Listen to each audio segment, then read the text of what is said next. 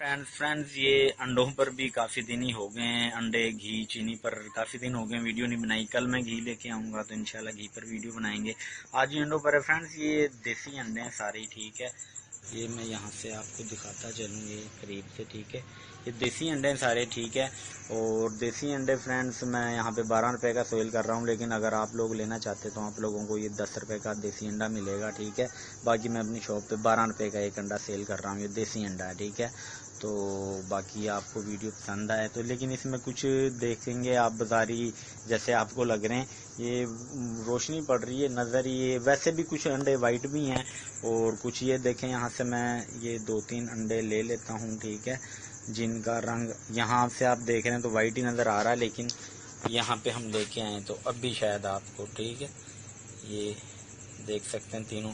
हालांकि ये देखें ये बिल्कुल यानी कि देसी अंडे का वो रंग, लेकिन वाइट नज़र आ रहे हैं इधर, ये पता नहीं क्या चक्कर है।